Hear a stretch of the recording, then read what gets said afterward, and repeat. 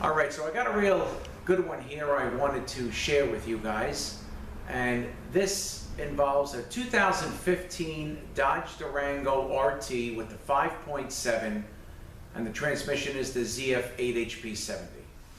And this one kind of threw me a little bit for a loop because it came in having a certain problem, and then after we did some repairs, well, not really repairs, looked at the solenoids, overhauled the valve body, it had a different problem with different codes. But the initial problem and the problem that it had afterwards were all caused by the same part, which is what I'm going to show you. Okay, so to start from the beginning, the gentleman had come in and says when the car is cold, the car always goes in a fail-safe. He can't really drive the car when it's cold, he says, but as soon as it heats up 20-30 minutes, he says you'll never know that there's a problem. So he was passing by one day, I scanned the car, and I think it had a gear ratio error in fifth. So I cleared it, sent him on his way, and then he had called back and says, nothing's changed, which I didn't expect anything to change. He said it's still going to fail-safe, and he wanted to bring it in for me to check it. So I says, no problem. He brought it back a few days later, or the following week. I don't really remember.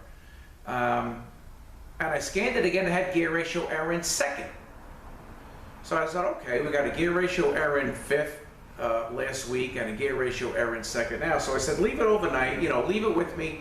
Let me drive it the next morning to see exactly what's going on. I'll put the scan tool on and I'll clear all the codes out, I'll record them, clear them out, and drive the car. Well, when I'm driving this car cold, if I get it, couldn't even drive the car cold. It sometimes didn't shift out at first. It had a flared shift on the 1-2, then it went into fail-safe. And when it did go into fail-safe, it was banging on the downshift. And then it went into another time when it went into fail-safe, I had the scan tool, so I cleared the codes out and I went to drive it again. It bound up, threw me forward a little bit on the 1-2 shift. I says, wow, something's going on. And then, of course, I got back to the shop, let it run, got nice and got hot, maybe after about 30 minutes, drove it, the thing worked fantastic. So, going by what codes I'm getting and what I'm feeling, right off the bat, I'm thinking we have a solenoid problem. And you think of past things that happened to you, like for instance, on a Volkswagen with the 09A. That's like the JF506E. They're in Jaguars, they're in Volkswagens and Mazdas. There's an issue with a no reverse cold. All right, it's a pretty common problem. And one of the solenoids, I believe it's the 2-4 timing solenoid in that transmission, becomes mechanically clogged, and you'll have no reverse cold, but when it heats up, you'll have reverse fine, no problem. Even shifting out of first, it has, there's also a problem with the solenoids. Cold, but hot, it's okay. So I'm thinking solenoid problem. I'm also thinking if the solenoids check okay, it could be something in the valve body. I remember one time that I had a Honda. I don't remember exactly what model it was, but the problem was when we drove it cold, it had no third gear. Heated up, it had third gear. So what I did to check that, we got the okay to do the transmission. This is probably 25 years ago. Pulled the transmission out, opened it up, I checked all the valves, especially, checked the 2-3 shift valve, and the thing was freeze a bird, moving it, no problem. So to simulate the cold condition, I brought part of the valve body home, cleaned it up real nice, wrapped it up, put it in a Ziploc bag, and wrapped it in a kit bag also. And then I came home, I put it in my freezer for, probably about 3 hours. At that time, I didn't have much in my freezer. So the valve body fit in there just okay. I took it out 3 hours later, and I laid it out on my table, and I checked the valve, and the valve was stuck. Freed the valve up, got it moving nice, put it back in another 3 hours, took it back out, valve was still free, problem solved. So I'm thinking of scenarios, in my head as I'm driving this car that it's no good cold. and it's okay hot. And you know, you also have other scenarios like with the Nissan Maximas that are good cold and no good hot. You know, that's your typical valve body problem. But I'm just running scenarios through my head. I'm thinking solenoid, thinking valve body. So the first thing we do is I drop the valve body out, I send the solenoids out to Ericsson's to be flow checked, because they can do that with the 8HP 70s, the 8HP 45s. The 8HP 75 that I have on the bench, they're different solenoids and they couldn't do it. But the 70 they can, the typical 8HP solenoids. Called me up, says they all check good. He says I would use them. I said okay, so maybe we got some kind of valve hanging when it's cold. So now I take the valve body. I didn't put the solenoids back in yet. I take the valve body apart, and I was filming bits and pieces. I'm going to see exactly what I can put together. I open it up. I have the separator plate here because I did overhaul the valve body. I've put new dampers in. The car is, I think, about 100,000 miles on it. And I want to give you a close-up shot because the plate's a little beat up here, here, and here. Some spots here where those like pre-filled check valves are, the relief check valves are, and this big one that's really beat up is line pressure. So I see that, you know, thinking, wow, you know, that thing's beat up pretty good. So that's usually a sign of something going on with the pump. Maybe the pump is capitating or something like that. And I also called the ZF hotline, which they have, and I confirmed that. And I asked them, is that usually what that is? And because I've done some research in the past on these when I've seen that. And he says, yeah, that usually shows something with the pump. Not that it's bad, but something's going on. So we do the valve body, put it back in the car, put the pan up, because he just had, he asked if I could reuse his pan. And he said he bought the pan, and he bought the Mopar 8.9 transmission fluid, and he had one of his clients that has a repair shop service the transmission. So I says, okay, so everything is OE? He says, yeah. I said, okay, and I'm not, you know, paying attention, or I'm not thinking, I'm just thinking it is. And we put everything back together with his original pan, and I saved the fluid because it was done maybe, you know, about 150 miles ago. So we do the first fill, start it up. The second fill, it's not really taking the oil in. It's got a real hard time taking the oil in. And, you know, when we checked it before it was full, because that's the first thing that we always like to do. Now all of a sudden, it's pushing the oil back out. So now I'm thinking, okay, we got the separator plate with a problem. I says there may be an issue with the pump. You know, I wonder if there's an issue maybe when it's cavitating, when the fluid thins out and it gets thinner, it's working okay. Now I got that scenario in my head. But, you know, also what I did when we had the valve body down, I air checked the clutch packs with the test plate. I filmed that. And everything was solid. It held there until I really removed the tip. So it's, you know, kind of pushing oil back out, and I'm thinking, you know, maybe possibly it didn't do this before, so, you know, maybe something happened with the valve body. And I was real careful, but hey, maybe I put something in backwards, I don't know. Take it back down, I open it up, every valve, I go one by one. And everything is perfect. All the check pulls are right, all the valves are right. All the valves are free. Everything, even the pre-fill clutch valves and the relief valves, all that is good. So we put it back in, and it's not taking the oil in again. Now, you know, of course, it didn't have this problem before, because now, which is going to lead me to another video of the car wouldn't come out of park, and it was throwing me a code. It was a P1B14 park by wire. I think it's like unintentional park position, which means you select reverse, neutral, or drive, and the parking pole is still engaged. So this is going to lead to another video of how the 8-speeds come out of park. And one of the reasons that it wouldn't come out of park is due to low pressure. And I'm thinking, you know, they also have park lock solenoid, park hold solenoid, sub harness, PCM. And I had the valve body parts, and now I'm thinking, okay, maybe something happened when I was working on the valve body. So I called a buddy of mine and I says, because I do a lot of 8-speeds for him, I says, do you have any 8-speeds, you know, in storage? Because I'm having a problem and I want to try another valve body and computer. He also has the Y-Tech, so we can code it to the car.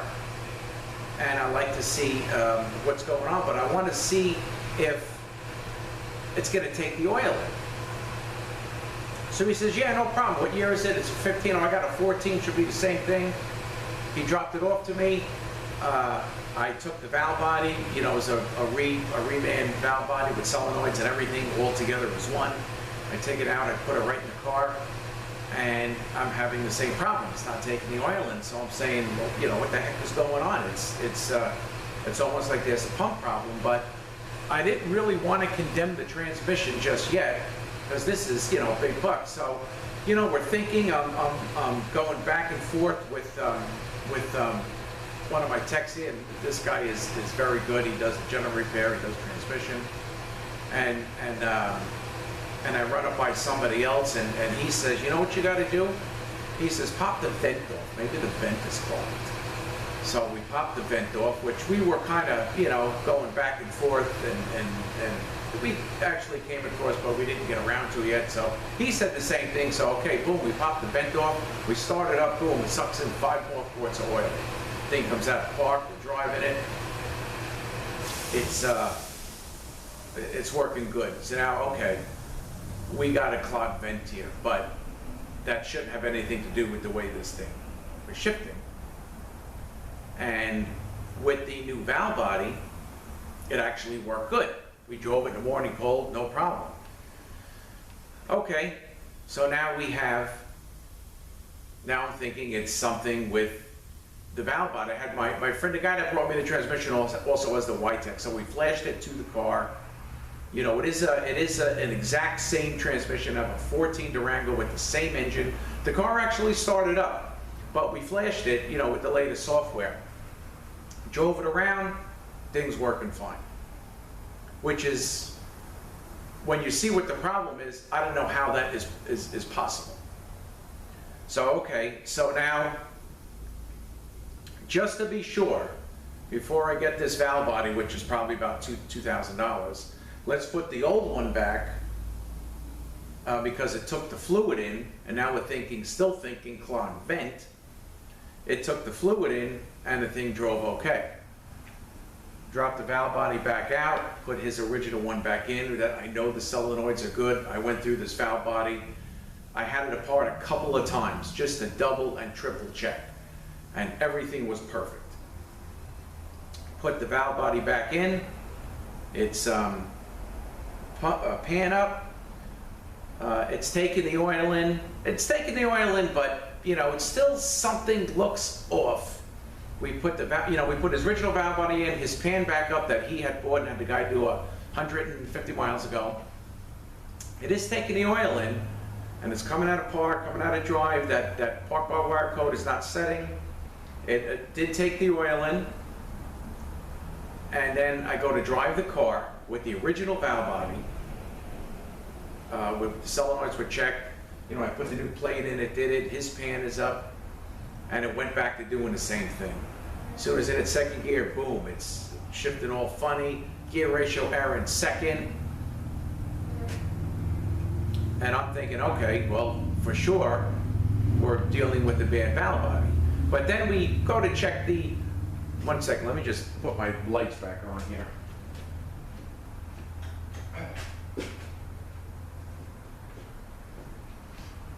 Okay, so now I'm thinking, okay, we got a bad valve body for sure, but just something to me is not making sense. I don't like the way the fluid looks. The fluid almost looks like it's aerated. And we checked it, it was full. So I said, we gotta take this back down again. I have to put the other valve body back in, and I have to make sure. So we have everything apart at that time. And I said, I don't know, just something is not making sense to me. I said, I can't put my finger on it, but something is weird. So now I'm starting to look. I'm starting to look at the valve bodies with the numbers, everything looks good. And then I have a look at his pan. The black plastic, one-piece pan with the filter. And I'm looking and I'm turning it over and I'm looking, you know, I even have my flashlight on it and I'm looking for those 3 magic words, made in Germany, and I don't see it. So at that point I call him up and I says, you know, they sold you an aftermarket pan. I said, this pan is not an OE pan. And then he says, well, I think it was advertised. He bought it off of eBay with the Mopar fluid, but it was advertised as an OE pan, but it is not. It's not an OE pan. Now this picture is starting to come together. So I have, this is an OE pan off because my friend brought me the whole unit, because he figures if you want, just put it in the guy's car, build me that one back. You know, he didn't care. He said it's the same thing. So I got up here Filtran, made in Germany. I got here Filtran, made in Germany. And then I'm looking here. I'm just looking. Does not say it. So I'm saying there's something got to be with this pan. Something has to be with this pan. And I'm gonna fill this thing with some fluid, even if it's solvent. And what we did to see what was going on is we blew air through here. The other tech actually put his mouth on it and blew air through it with the pan full of fluid. And the filter here is cracked. 150 miles down the road, this filter cracks. And now you have air. It's being aerated. The pump is sucking air, sucking fluid, and causing this thing to do some crazy stuff when the car is cold. And also, from it cavitating, you know, I'll give you a close-up shot of this, it beat the hell out of the plate in a few different spots. So after, you know, honestly, we had this car here probably about 2 weeks. And because it was, like I said, it was throwing me for a loop.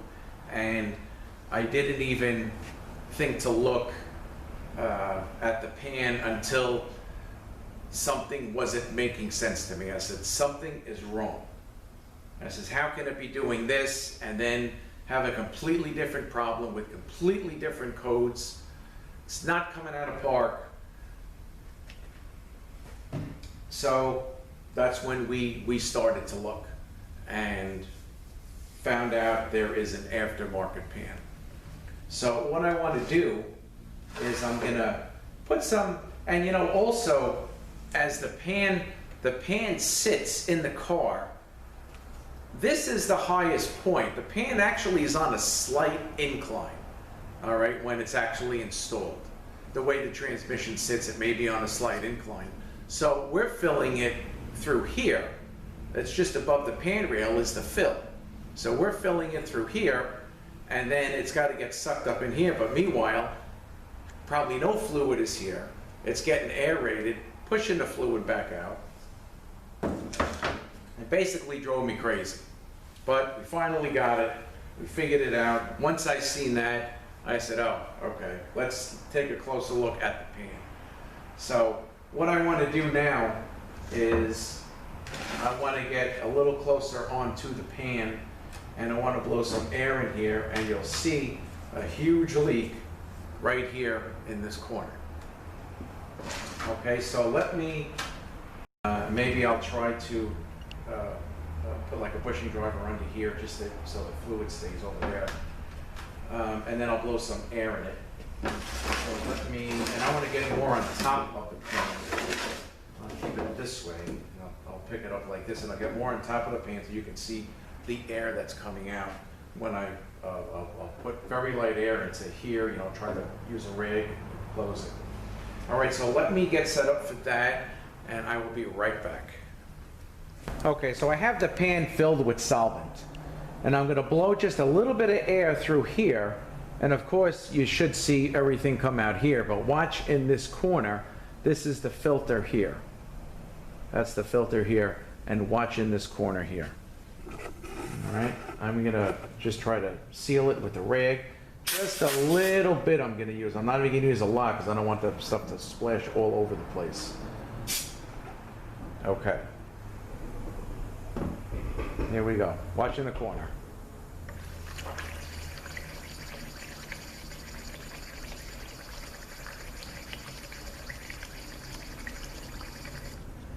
Actually here and here. This is the inlet here. But you want to concentrate around the edge. You want to watch around the edge.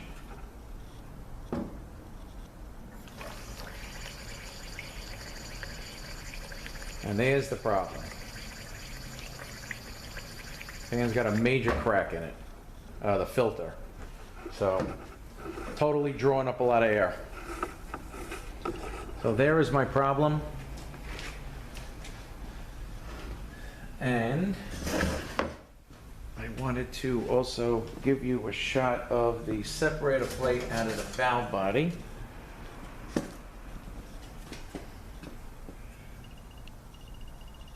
All right, you know what? Actually, let me switch angles. Now we saw the crack, so I can get rid of the pan. We'll just take a look at this pan, and I'm going to dump this solvent back out. And I want to show you the separator plate also. All right, so just give me 1 second. All right, so I have the air test plate all in place. I'm going to air check these clutch packs and see how the pressure holds. All right, so we're going to start over here. This is the A clutch pack. That's pretty good. This is E.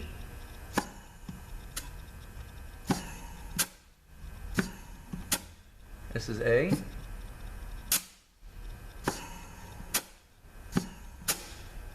All right, it's not bad.